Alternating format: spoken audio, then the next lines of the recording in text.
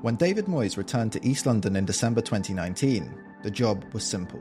keep West Ham in the Premier League. The Scot was seen as a safe pair of hands and someone that would dramatically improve the team defensively. After the Pellegrini era nosedived into disaster, the second Fabianski got injured and was replaced by Spanish backup keeper Roberto. In Pellegrini's first season with West Ham, the former City boss had led the side to a much better 10th place finish, conceding 55 goals and landing on an XG difference per 90 of negative 0.38, with a back three unit usually consisting of Lukasz Fabianski, Issa Diop and Fabian Balbuena. All three had arrived in a jam-packed summer that also saw Felipe Anderson, Andriy Yarmolenko, Lucas Perez, Jack Wilshere, Carlos Sanchez and Ryan Frederik announced as new arrivals. And typically, for a summer at West Ham with a lot of movement, many of those names ultimately failed to produce their best in E20. Diop did hit the ground running, recording 64.9% success in the tackle and 60.5% success in the air, enough for Jose Mourinho to credit the scout that found him for unearthing a monster. Whilst Balbuena managed a much less impressive 38% in the tackle and 53.5% on aerials. The real key was Fabianski behind them, who produced a .23 goals prevented per 90 record that landed him second in the division behind Lloris for shot stopping that season. No surprise that when he got injured, it all fell apart. With Moyes known for his deep defensive line and resultant reliance on dual dominance from his centre-halves, Balbuena lasted just 3 games after he arrived and was swiftly replaced by Angelo Ogbonna, who brought an improved 56.3% success in the tackle and 63.4% aerial win rate to sit alongside Diop's consistent performance from last season. And it was in the next season that we saw the fruits of Moyes' coaching, as West Ham shot up to 6th in the table, conceding just 47 goals and finishing with an XG difference of 0.18 per 90, an achievement Moyes still rates alongside his eventual triumph in the Europa Conference League. This incredible performance was in part down to the brilliance of new arrivals Jarrod Bowen, Thomas Souček and Vladimir Sofal, the growing influence of future £100 million midfielder Declan Rice, plus the inspired form of Jesse Lingard on loan from Manchester United. But it was also in part due to the lowest profile transfer of all, the loan signing of unfancied centre-back Craig Dawson. Looking back at the defensive trio once more, Diop's increasing erraticness was replaced by Dawson's contrasting reliability, and the numbers changed, with a much clearer focus on those aerials rather than tackles. Dawson brought his clear dominance on this side of things with 69.1% success, but Ogbonna was tracking in the wrong direction from the highs of the previous season. This saw Kurt Zouma introduced from Chelsea in the summer, and the Frenchman lifted things again with 61.7% success in the air and 57.1% in the tackle, whilst change slowly began to feel inevitable in goal as Alphonse Areola arrived from PSG and Fabianski's numbers continued to drop.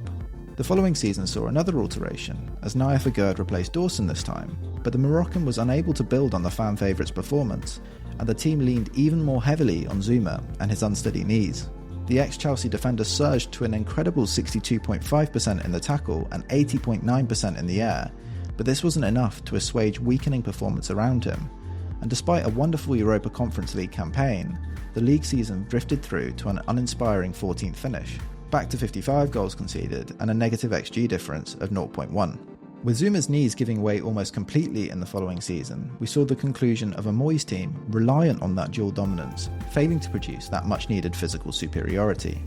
74 goals conceded, a negative XG difference of 0.49, worse than the numbers from the 2019-20 season that nearly saw West Ham relegated, and but for an incredible season at the other end from Bowen and Kudus and a solid shot-stopping season from Areola, finishing 4th in the league for goals prevented, we could be having a different conversation altogether. So for all the talk of continental flair and ball dominance, the brief for Lopetegui was surely much the same as Moyes' was when he first arrived. Recapture that defensive dominance, get the team performing much better at the back. And another unheralded centre-back has come in, this time at great expense, to fix that. Maximilian Kilman from Wolves. The 27-year-old has started all 4 of West Ham's first matches in the Premier League and Carabao Cup and looks to be the bedrock of this side, soon to be joined by another recent arrival in ex-Barcelona defender Jean-Claire Todibo. But Konstantinos Mavropanos, a player who was brought in last season from Stuttgart and despite not playing as often as Aguerd or Zouma, produced what were comfortably the best duelling figures in the West Ham backline,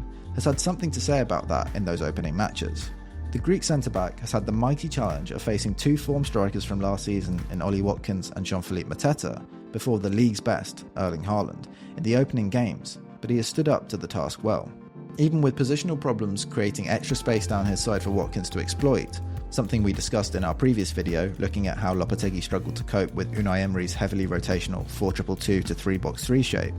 Mavropanos consistently did an excellent job at defending the channel and won the duel with Watkins every time. And if question marks still lingered after this game, with Watkins only just returning from his summer break and not yet being fully up to speed, Mavropanos backed this up impressively with his display against Mathiasen, who couldn't get a sniff against him. The Frenchman is a big threat in the air with his height, but wasn't able to win a single aerial duel against the centre-backs. Plural, because Kilman has been just as impressive on the other side too,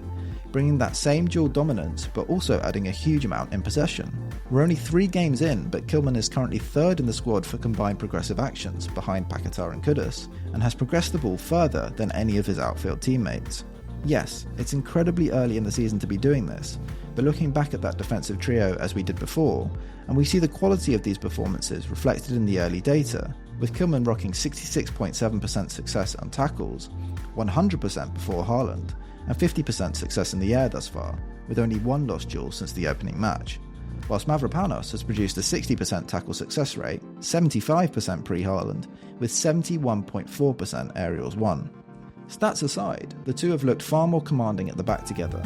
with some excellent moments produced by both. Whether that be Kilman's defending against crosses or Mavropanos defending the channels, the two look to have formed a strong partnership already,